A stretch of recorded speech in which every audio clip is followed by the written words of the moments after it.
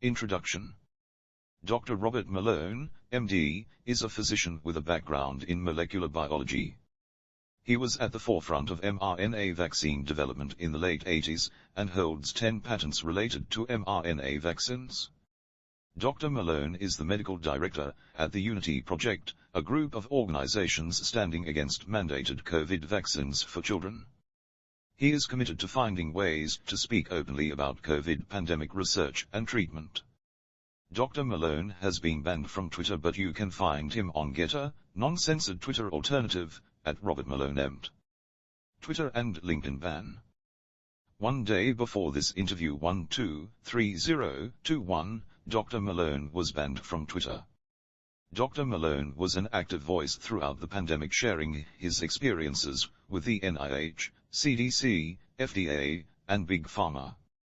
He was likely banned for promoting information that may have stirred vaccine hesitancy, but no reason was given, and he was not told the exact tweet that led to the ban.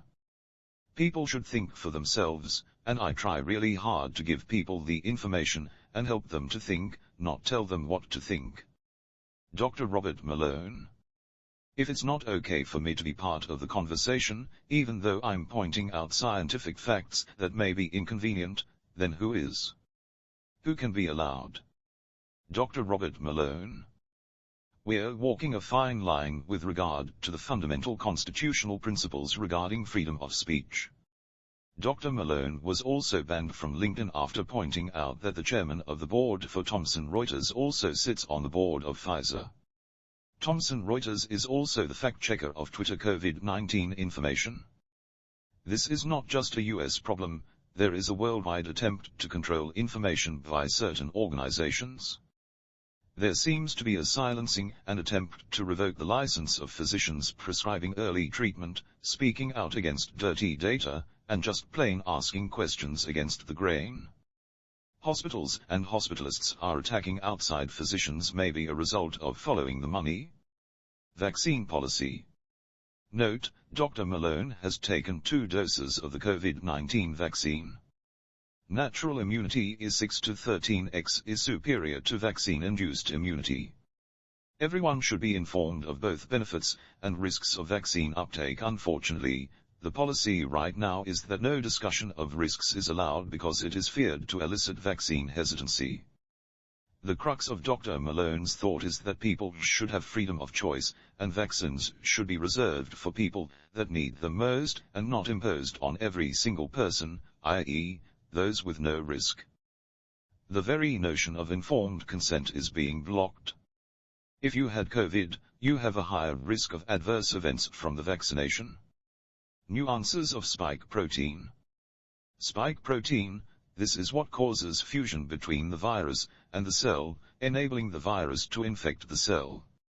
Spike protein in the vaccine is different than spike protein in COVID-19. The vaccine uses pre-fusion conformation, which will not trigger cell fusion after binding but can turn on ACE2 receptor.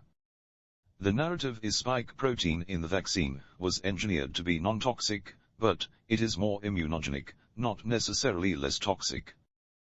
The pharmaceutical companies did not have a burden to prove spike protein in the vaccines is safe. Myocarditis and other reported side effects of vaccination. There are no long-term studies assessing post-vaccine myocarditis in children because there can't be. We haven't had vaccinated youth long enough to thoroughly assess. There is clearly an androgen component to the virus and the vaccine. The narrative is myocarditis is mild and not too bad, but the incidence rate of myocarditis in young boys requiring hospitalization is 1 in 2,700. General, across population, incidence rate of death after myocarditis is around 27%.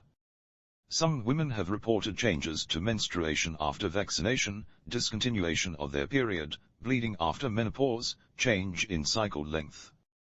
Early on data in Pfizer did not include standard studies done on birth defects, teratogenesis, reproductive toxicology, genotoxicity.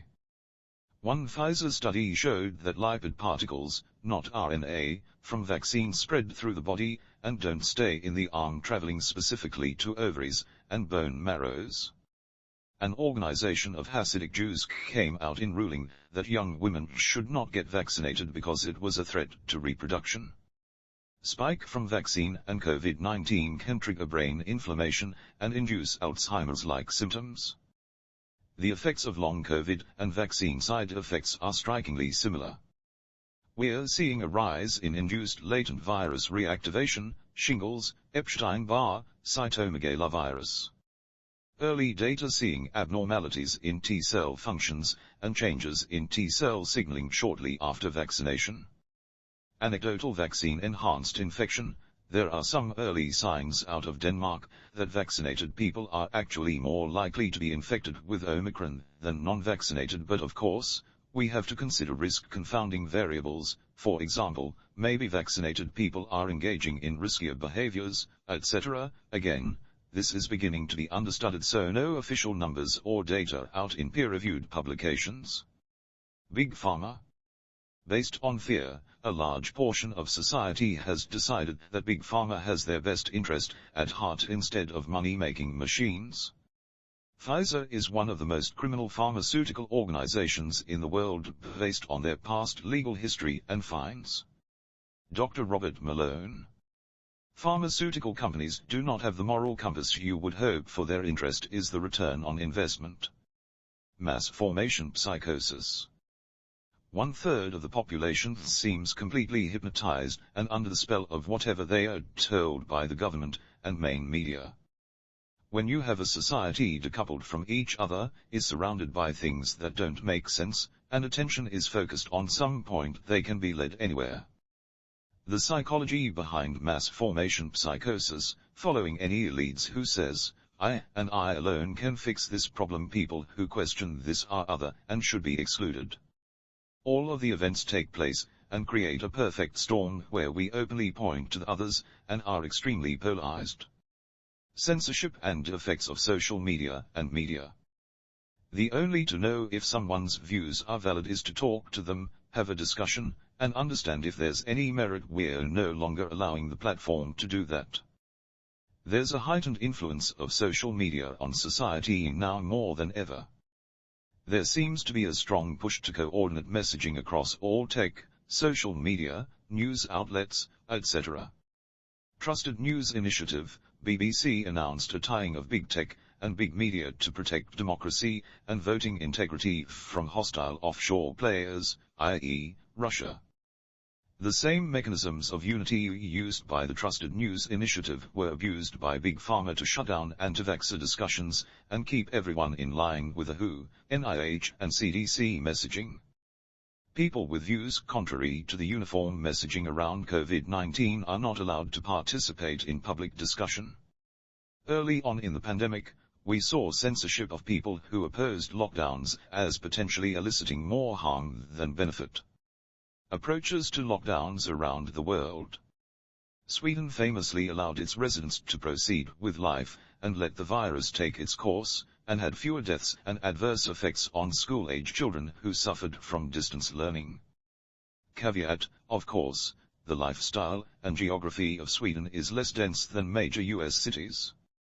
Israel, who is on contract with Pfizer alone, is testing a 4th dose of the vaccine and still seeing high rates of hospitalization. It should be noted the Israeli population is older than surrounding countries. The death rate has been very low in Central Africa, possibly confounded by the fact that there is regular use of ivermectin and hydroxychloroquine for parasites. There's a lot of moving parts to approaches and many confounding variables. The cleanest data set to observe trends is all-cause mortality. Just because someone dies within days of receiving the vaccines, doesn't mean it's vaccine-caused, but it is vaccine-correlated.